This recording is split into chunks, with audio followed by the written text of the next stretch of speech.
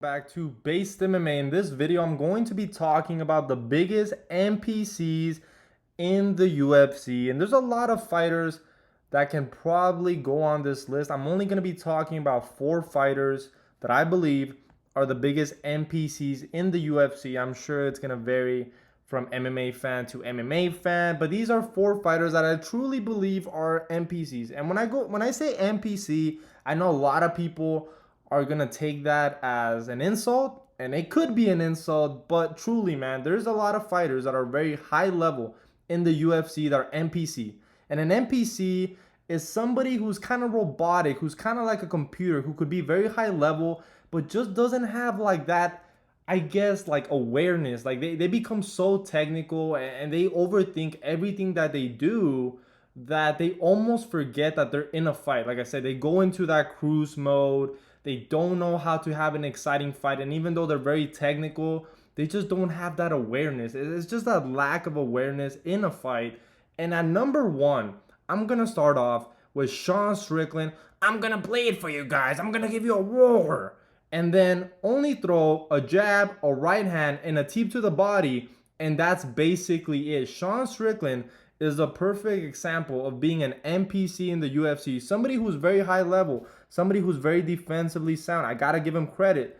But man, does he fight like an NPC. And I felt like his fight against Paulo Costa was like the perfect example of why I believe Sean Strickland just fights like an NPC. Somebody who's very hard to hit, who doesn't take a lot of risk, only has limited tools, only throws like a teep. He throws like a weird, like crooked left hook that, I mean, it's not like a proper left hook. It almost seems like he's hitting you with his like wrist. It's very strange, but I mean, it's effective. It works.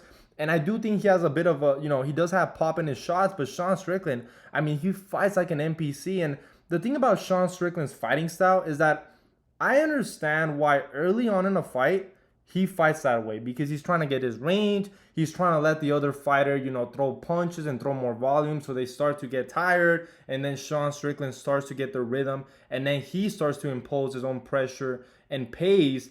But I don't understand why in a fight against Paulo Costa, where you're out of that second round, where I feel like that's where Paulo Costa is going to be at his most dangerous, right? That's when he's going to have his most energy. That's when he's going to be very explosive. But after the second round, that's where I felt like Sean Strickland could have really stepped on the gas and really tried to get Paulo Costa out of there, because we saw that he had the potential to do that. I mean, we saw in the 5th round that when he started to step on the gas and throw head kicks and do, a flying knee, that it was actually landing, that he was actually starting to have success, and that Paulo Costa was moving backwards. But I feel like Sean Strickland is just a very NPC fighter, somebody who's very defensively sound and doesn't want to take a lot of risk. And I think part of that also has to do with the fact that he got knocked out by Alex Pereira, even though before that, I mean, he had NPC performances like against Jack Hermanson and stuff like that. But Sean Strickland is an NPC, man. I like Sean Strickland, but I can't lie, his fights are very hard to rewatch. I mean, I just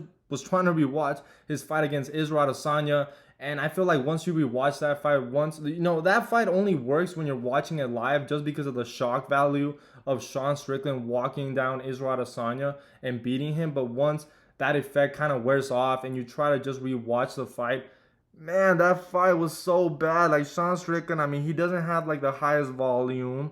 Everything he throws just seems very like not technical. Like I feel like for the person that doesn't know fighting, if you watch Sean Strickland throw a punch, you're like, this guy doesn't know how to fight. This guy's not technical, right? But he is, but he fights like an NPC. I felt like the fight against Dricus kind of got taken away from him because he started off very strong, right? He started off really strong with the jab that was really hurting Dricus, shut his eye. But I felt like Sean Strickland goes into that cruise mode, and I feel like Dricus did such a good job of taking advantage of that in the 2nd, 3rd, 4th round.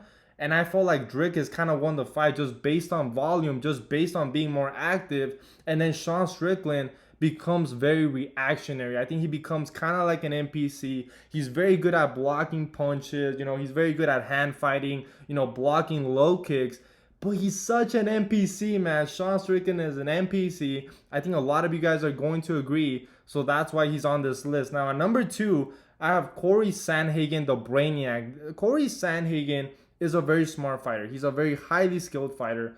But I felt like in his last couple of fights, I felt like after his fight against Peter Yan, Cory tried to become way too smart and way too well-rounded. Where I felt like Cory Sandhagen early on in his career, one of the things that made him very special is that he was very explosive. He was actually very dangerous. He could knock you out. He was going to throw flying knees.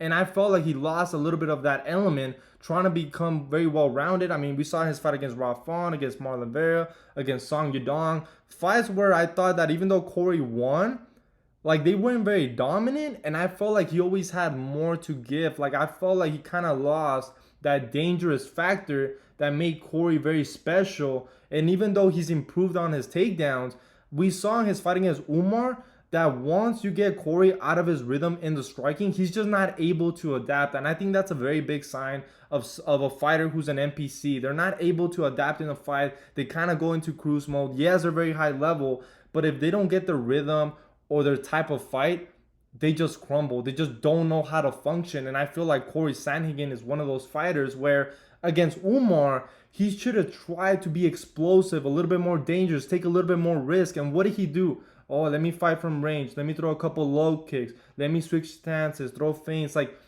yes, that is important to throw your opponent off. But if you're clearly not the faster fighter, you have to try to be dangerous. And I felt like Cory Sandhagen just kind of showed that he was an NPC. And to be honest, I think a lot of MMA fans are going to start to say that Cory kind of fights like an NPC. But this is an opinion that I've had for quite a while. Like I always thought Cory was kind of an NPC, that he kind of looked a little bit slower on the feet, that he just wasn't willing to take as many risks as he used to on the feet. And I thought that was a very important element because somebody like Umar is very fast. You know, you have to worry about the threat of the takedown. So you kind of have to fight a fight where they have to respect you. Like they have to respect your power. And I feel like Cory did not do a good job of imposing enough damage on Umar to make Umar really respect him. So I think Cory Sandhagen, Mr. Brainiac, I mean, also before his fight against Umar, he was saying, oh, I'm going to go into war mode. Like, I'm reading all these books, The Art of War and all this shit. And then when he got into the fight, he just kind of went into cruise mode and he crumbled. And I felt like he kind of lost a little bit of his sauce. So I'm going to put Cory Sandhagen on this list. Now, at number 3, I think this is a fighter that is going to be on everyone's list. Leon Edwards. Leon Edwards is an NPC inside and outside the cage. I think he's a perfect example of just being an NPC in the UFC. I mean, Leon Edwards does not know how to adapt in a fight. Once you get him out of his rhythm, once you get him out of his pace, he fucking malfunctions. He doesn't have any urgency. He doesn't have the best, fight IQ, fight awareness.